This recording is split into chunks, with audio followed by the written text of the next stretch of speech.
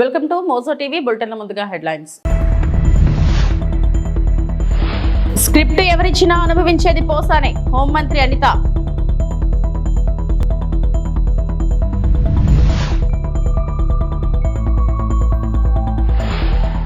Budget ప్రసంగం కాదు, లోకేష్ ను పొగిడే కార్యక్రమం, మాజీ మంత్రి గుడివాడ అమర్నాథ్.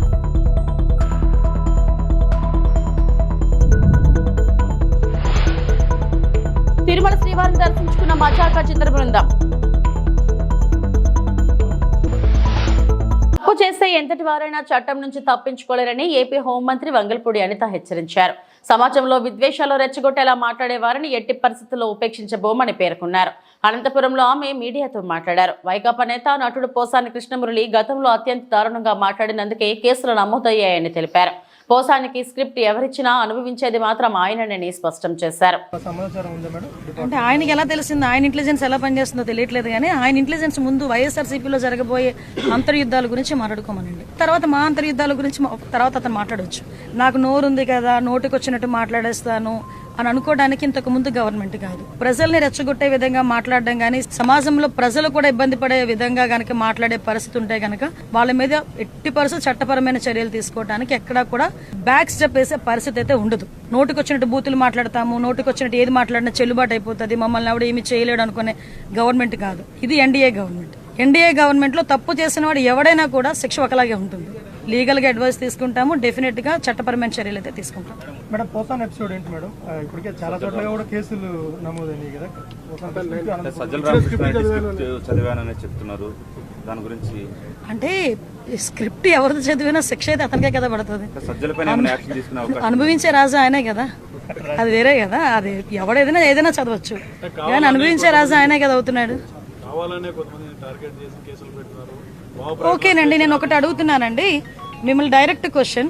పోసాని మాటల్ని టాలరేట్ చేసి అయ్యో పాపం అనుకునే ఒక్క మనిషిని తీసుకురండి, మేము ఆలోచిస్తాం ఒకసారి మాట్లాడడానికి. పోసాని మాటలు ఇష్టానుసారంగా మాట్లాడిన తర్వాత సభ్య సమాజం తలదించుకునే విధంగా సాధారణంగా అనకూడదు, కానీ ఇల్లిటరేట్స్ కూడా అలాంటి మాటలు మాట్లాడుకోరు. సో అవతల వాళ్ళకి మనోభావాలు దెబ్బతిన్నాయి, వాళ్ళ ఆత్మగౌరవాలు దెబ్బతిన్నాయి. పోలీస్ కేసు పెట్టారు, యాజ్ పర్ లా మేము వెళ్ళాం. అందులో ఇందులోని టార్గెటెడ్ ఏముంది? వాళ్ళు ఏం మాట్లాడలేదా? వాళ్ళు అటువంటి కామెంట్స్ చేయలేదా? మరి ఇంతకు ముందు మా మీద కేసులు పెట్టిన కేసులని ఎప్పుడు అండి? చంద్రబాబు నాయుడు గారికి మీద కేసు పెట్టారు కదా, అది ఎప్పుడు? అది 53 రోజులు తైల్లో పెట్టారు చంద్రబాబు నాయుడు గారిని తీసుకెళ్లి ఆ రోజు. అంటే ఒకటి ఎప్పుడు కాదు, కేసు వచ్చింది, మేము యాక్షన్ తీసుకోవాలి, డెఫినెట్ గా తీసుకుంటాం.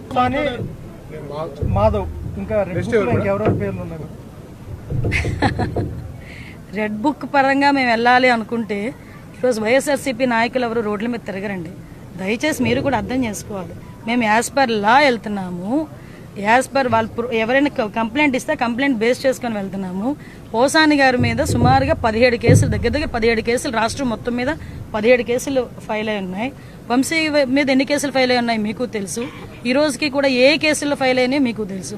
ఇందులోని కక్షపూరితంగా ఎన్డీఏ గవర్నమెంట్ చేయాలి అనుకుంటే వైఎస్ఆర్సీపీ నాయకులు ఎవరు కూడా బయటకు తిరగలేరు. కానీ మేము ఆ కక్ష సాధింపు ధోరణిలోకి వెళ్ళలేదు. అలాగని తప్పు చేసిన వదిలిపెట్టే ప్రసక్తి లేదు. తప్పు చేసిన వాడికి శిక్ష పడాలి, లేకపోతే భయం ఎలా ఉంటుంది? క్లియర్ చేసుకుంటాం.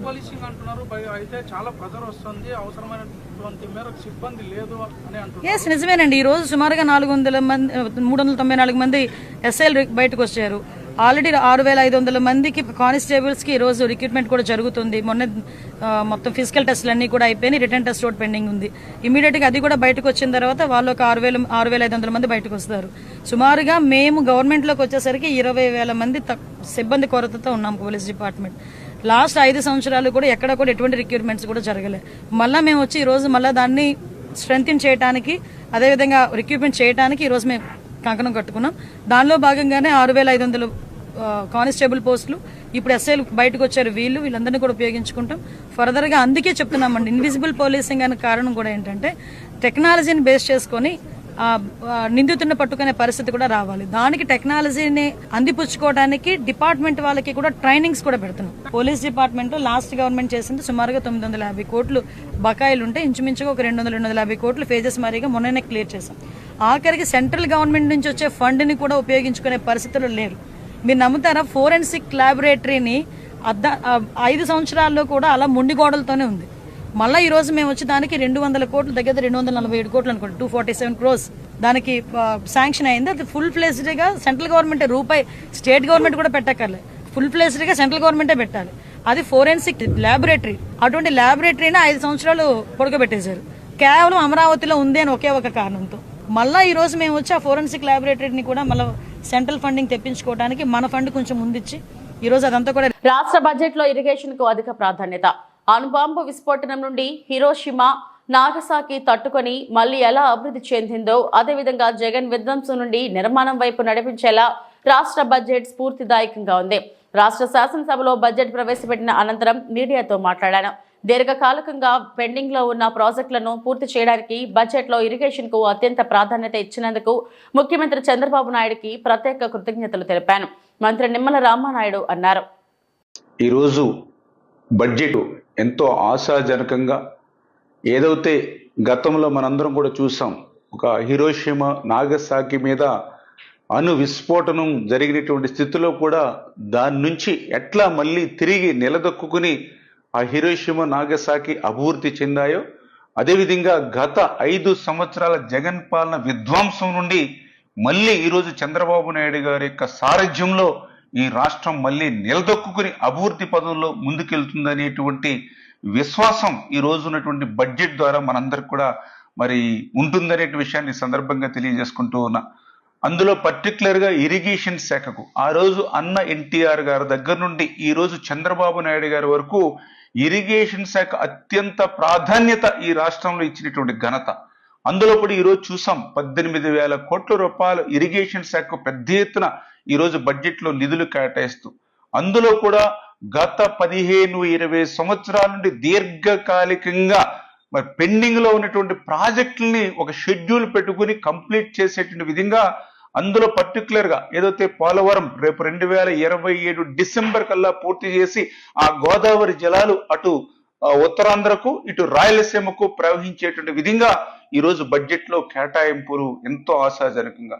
అదేవిధంగా ఏదైతే రాయలసీమకు ఒక జీవనాడి, మరి ఏదైతే రాయలసీమకు గుండెకాయ లాంటి హంద్రీనివా ఏదైతే ఉందో, లైఫ్ లైన్ ఏదైతే ఉందో, అటువంటి హంద్రీనివా కూడా ఈరోజు 3,240 కోట్ల రూపాయలు ఈరోజు బడ్జెట్ లో కేటాయింపులు జరపడం ద్వారా మరి రాయలసీమను రేపు రతనాల సీమగా మార్చేటువంటి విధంగా మరి ఈ యొక్క బడ్జెట్ లో కేటాయింపులు ఉన్నటువంటి విషయం కానీ, అదేవిధంగా ఏదైతే అత్యంత వెనకబడినటువంటి ప్రకాశం జిల్లా, అందులో కూడా ఫ్లోరైడ్ బాధితులు ఉన్నటువంటి జిల్లా, గత 15-20 సంవత్సరాల నుంచి పూర్తి కానిటువంటి వెలిగొండ ప్రాజెక్టు ఇంకా దగ్గర 3,000 నుంచి 4,000 కోట్ల రూపాయలు ఖర్చు అయ్యేటువంటి వెలిగొండ ఏదైతే ఉందో, మరి దాన్ని పూర్తి చేయకుండానే, అంటే అది హెడ్ రెగ్యులేటర్ కానీ, టన్నెల్స్ కానీ, ఫీడర్ కెనాల్ కానీ, R&R కానీ, డిస్ట్రిబ్యూషన్ సిస్టమ్ కానీ ఎక్కడ కూడా పనులు జరగకుండానే జాతికి అంకితం చేసినటువంటి మహానుభావుడు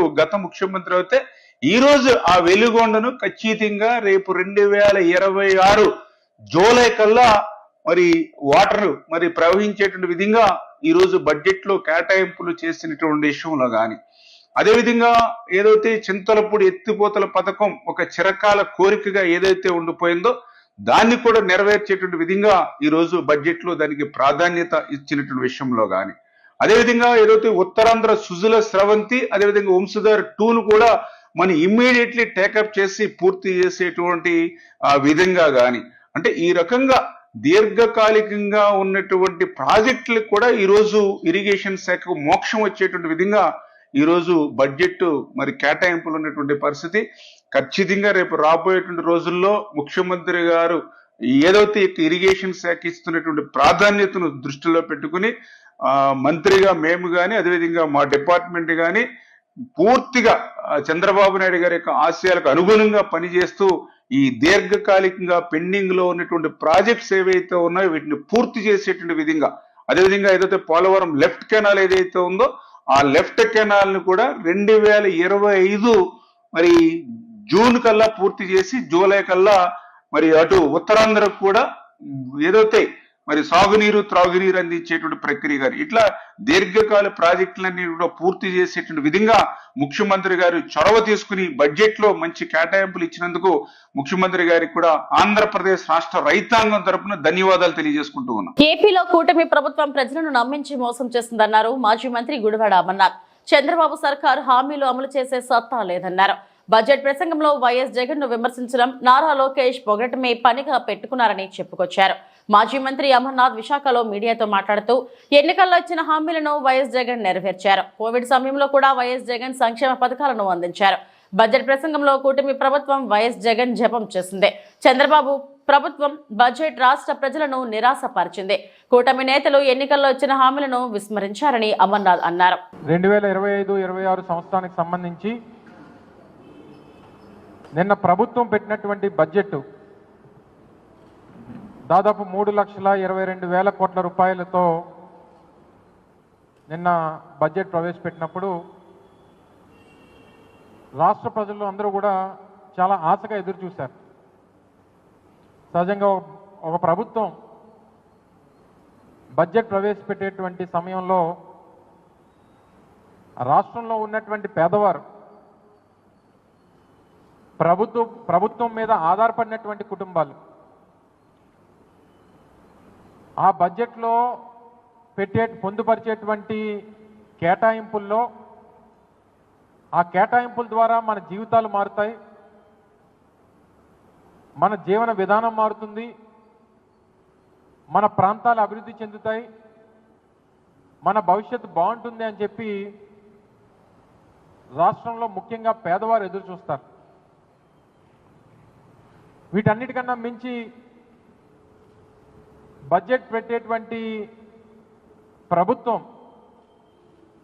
ఆ ఎన్నికల్లో ఇచ్చినటువంటి హామీలు ఏ రకంగా నిలబెట్టుకుంటున్నారు, ఇచ్చినటువంటి హామీలు నిలబెట్టుకున్నటువంటి క్రమంలో మన భవిష్యత్తు బాగుంటుంది అని చెప్పి ఎదురు చూసినటువంటి రాష్ట్ర ప్రజలకి పూర్తిగా నిరాశ ఎదురైంది అనేటువంటి విషయంలో ఏ రకమైనటువంటి సందేహం లేదు. ఆద్యాంతం బడ్జెట్ ప్రసంగంలో మాట్లాడినటువంటి అన్ని అంశాలని మనం ఒకసారి పరిశీలిస్తే అధికారంలోకి వచ్చినటువంటి 9 మాసాలు పూర్తయిపోయి దగ్గర సంవత్సరం పూర్తవుతున్నటువంటి సందర్భంలో ఇప్పటికీ కూడా బడ్జెట్ ప్రసంగం ఆద్యాంతం కూడా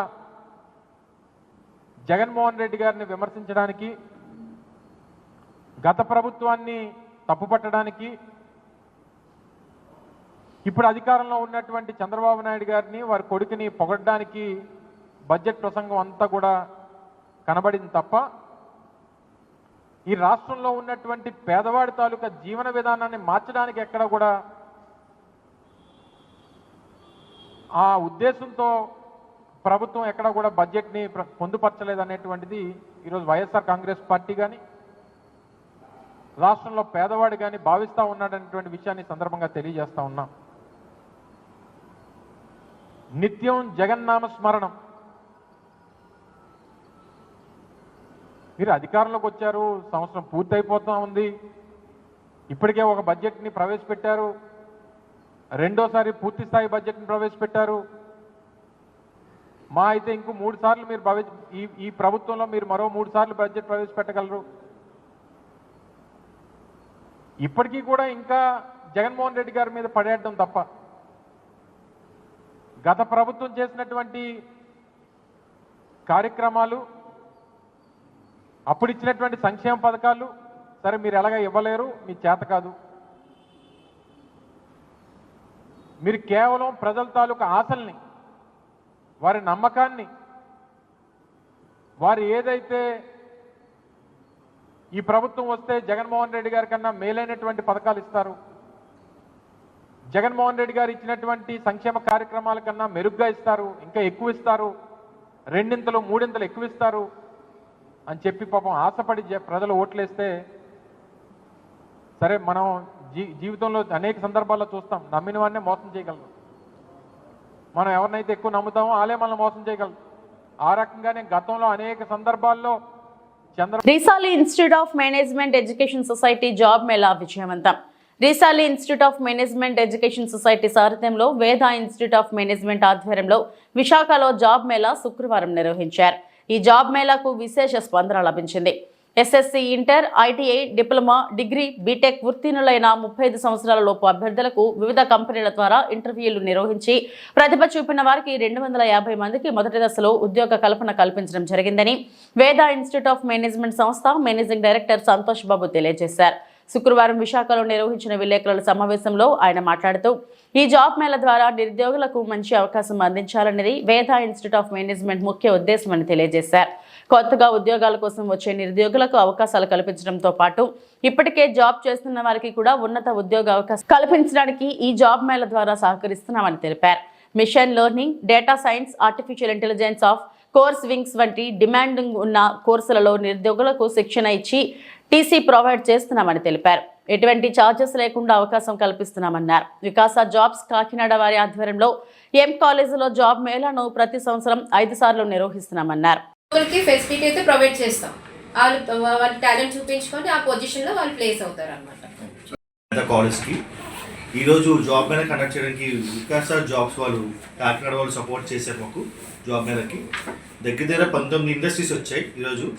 అందులో 1000 మంది జాబ్స్ ఒక అవకాశాలు ఉన్నాయన్నారు. బట్ 400 మంది పిల్లలకు వచ్చి ఉంటారు. అందరిలో 250 మంది వరకు జాబ్స్ ఆఫర్ లెటర్ కూడా ఇష్యూ చేశారు. ఈ వికాస వాళ్ళు బాగా సపోర్ట్ చేస్తున్నారు. మా 10 సంవత్సరం చేస్తున్నారు.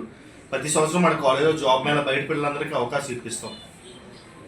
అండ్ కాకినాడ నుంచి వచ్చారు అండి, యానం నుంచి వచ్చారు, విజయనగరం నుంచి ఎక్కువ మంది పిల్లలు వచ్చారు సార్. మన వైజాగ్లో పిల్లలు కూడా వచ్చారు. ఇంకా మన అనంతపురం ఇవన్నీ చుట్టుపక్కల మన డిస్ట్రిక్ట్ బాగానే కవర్ చేశారు. మొత్తం మీడియా పేపర్లో నిన్న కూడా యాడ్ చేసాం ఈరోజు జాబ్ మేళ అవుతుందని. అలాగే లోకల్ యాప్లు ఉంటాయి కదా, వేటి ఎస్ఎంఎస్లు వాళ్ళకి కూడా నేను చెప్పాము ఇలాగా ఈరోజు జాబ్ మేళ కండక్ట్ చేస్తున్నాం ఇక్కడని. కాలేజ్లో సెకండ్ టైం కండక్ట్ చేయడం సార్. మన కాలేజ్ సార్ మంది మేనేజ్మెంట్ కాలేజ్ సార్. మన స్ట్రెంత్ ఎక్కువ మంది ఉంటుంది సార్. బ్యాచ్కి 30 మంది మాత్రం ఉంటారు ఓన్లీ. అంటే అందరినీ చేయడానికి అంటే ముందు ఇంటర్వ్యూస్ తీసుకుంటాం సార్ మన పిల్లల్ని. ఎవరైతే కొంచెం వెల్గా ఉన్నారో అంటే వాళ్ళు ట్రైన్ చేసి బెటర్గా ప్లేస్ చేయాలన్నమాట. ఏవియేషన్ ఇండస్ట్రీకి ముందుగా జాబ్స్ ఇవ్వాలంటే వాళ్ళు గుడ్ లుకింగ్తో ఉండాలన్నమాట. అలాగా మనం ట్రైనింగ్ ఇస్తాం 3 సంవత్సరాలు కానీ 6 నెలలు కానీ కంపల్సరీ. డిగ్రీ అయిపోయిన వాళ్ళకైతే 6 నెలల్లో ట్రైనింగ్ ఇస్తాం. డిగ్రీ అవ్వలేదు ఇంటర్ అయింది అనుకోండి మినిమం 3 సంవత్సరాలు ట్రైనింగ్ ఇస్తాం సార్. 3 సంవత్సరాలు ట్రైనింగ్ ఇచ్చి జాబ్ 100% అసిస్టెన్స్ ఇస్తాం. బట్ పిల్లలు మనం చూపిస్తాం కానీ వాళ్ళు జాయిన్ అవ్వాలి కదా. జీతాలు అయితే బాగా వస్తాయి సార్. ఏవియేషన్ ఇండస్ట్రీ ఇప్పుడు చాలా బాగుంది. దగ్గర 25,000 బేసిక్ శాలరీ వస్తుంది. ఆల్ ఓవర్ ఇండియా మొత్తం మీద 2 లక్షల పైన జాబ్ వేకెన్సీస్ ఉన్నాయి ఇప్పటికి ఏవియేషన్. ఈ సెమిస్టర్కి 40,000 చొప్పున ఉంటుంది సార్ ఫీజు. ఎన్ని సెమిస్టర్లు అండి? మొత్తం 6 సెమిస్టర్లు అండి. 3 years. వీరికి ఎయిర్పోర్ట్లో 1 month ట్రైనింగ్ ఉంటుంది. ఎయిర్పోర్ట్ ఛార్జెస్ కానీ యూనిఫామ్, బుక్స్, మెటీరియల్స్ అని మనం ఇస్తాం. వాళ్ళ దగ్గర రూపాయి ఎక్స్ట్రా తీసుకునేది ఉంటుంది. వాళ్ళు కట్టే ఫీజులోనే ఎయిర్పోర్ట్ ట్రైనింగ్ పంపిస్తాం. హైదరాబాద్ 1 month పంపిస్తాం. వాటికి కట్టవలసిన ఛార్జెస్ కూడా మనమే కట్టుకుంటాం. మన వైజాగ్ ఎయిర్పోర్ట్లో 1 month ట్రైనింగ్ ఉంటుంది సార్. హైదరాబాద్లో 1 month ట్రైనింగ్ ఉంటుంది. ఈ 2 అయిపోయిన తర్వాత హైదరాబాద్లోనే ఇంటర్వ్యూస్ కండక్ట్ అవుతాయి సార్. మన వైజాగ్ ఇంకా ఇంటర్వ్యూస్ అవి కండక్ట్ అవ్వవు. ఏ ఇంటర్వ్యూ అయినా హైదరాబాద్లోనే కండక్ట్ అవుతాయి. హైదరాబాద్ పిల్లలు పంపిస్తాము. అక్కడ 1 month చూస్తాము. కంపెనీస్ మొత్తం అన్ని చూపిస్తాము. వాళ్ళ ట్రైనింగ్ ఇస్తాము. వాళ్ళ ప్లేస్మెంట్ కూడా ప్రొవైడ్ చేస్తాం. సెలెక్ట్ అయిన పిల్లలు ఓకే ఇస్తాం సార్. వాళ్ళకి మళ్ళీ ఛార్జ్ చేస్తారు మనకి? ఏం ఛార్జెస్ ఉండదు సార్. ఒక్కసారి రిజిస్ట్రేషన్ అప్పుడు మన దగ్గర పిల్లలు ఎవరైతే జాయిన్ అవుతారో అదే ఫీజు కంటిన్యూ. ఎక్స్ట్రా ఛార్జెస్ ఏమి ఉండవు. వాళ్ళ యూనిఫామ్, బుక్స్, మెటీరియల్స్ అన్ని మనమే ప్రొవైడ్ చేస్తాం. జాబ్ ప్లేస్మెంట్ వచ్చినంత మన రెస్పాన్సిబిలిటీ సార్. నర్సీపట్నంలో 2 కార్పొరేట్ పాఠశాలలకు ఎంఈఓ తలుపులు నోటీసులు జారీ చేశారు. బుధవారం శివరాత్రి, గురువారం ఉపాధ్యాయ ఎమ్మెల్సీ ఎన్నికల నేపథ్యంలో ప్రభుత్వం సెలవులు ప్రకటించింది. అయితే ప్రభుత్వం ఉత్తర్వులు ఉల్లంఘించి పాఠశాలలు తెరిచిన విషయం ఎంఈఓ దృష్టికి వెళ్లింది. దీంతో ఆయన చర్యలు ఎందుకు తీసుకోకూడదో అని భాష్యం స్కూలుకు, నారాయణ స్కూలుకు నోటీసులు జారీ చేశారు. మార్చి 1వ తేదీలోగా సమాధానం ఇవ్వాలని, లేదంటే కలెక్టర్కి ఫిర్యాదు చేస్తామని తెలిపారు.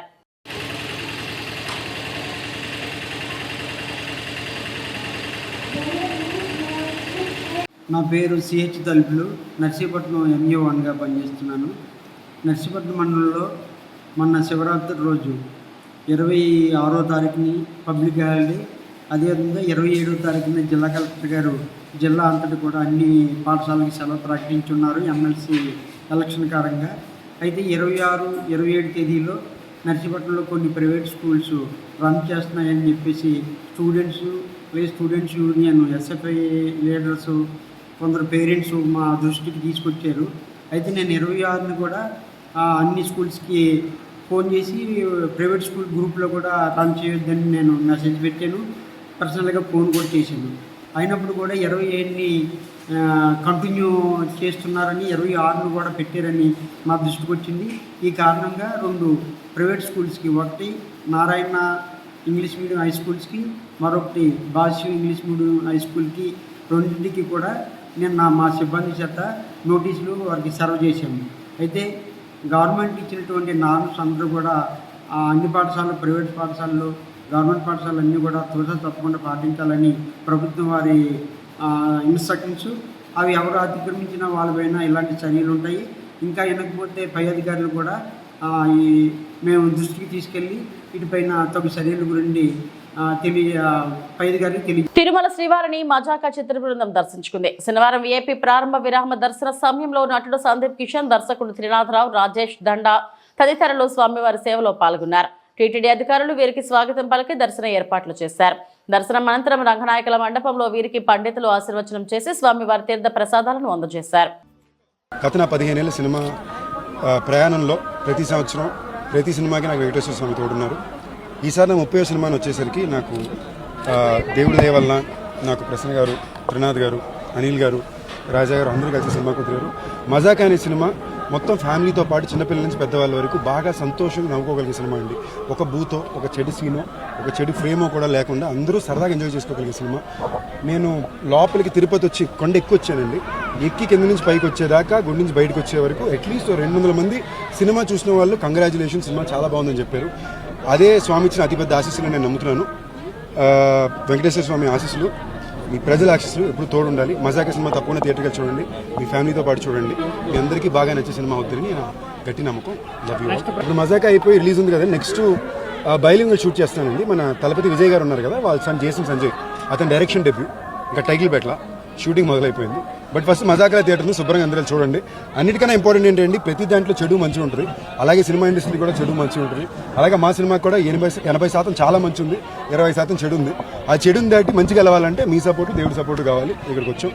ఇంటర్మీడియట్ ప్రథమ సంవత్సర పరీక్షలు విశాఖ జిల్లా వ్యాప్తంగా ప్రశాంత వాతావరణంలో ప్రారంభమయ్యాయి. రాజ్బాగ్లోని పలు కేంద్రాల వద్ద విద్యార్థుల సందడి కనిపించింది. ఇక్కడ రామబాణం కళాశాలలో ఏర్పాటు చేసిన పరీక్షా కేంద్రం వద్ద లోపాలపై తల్లిదండ్రులు ఆందోళన వ్యక్తం చేశారు.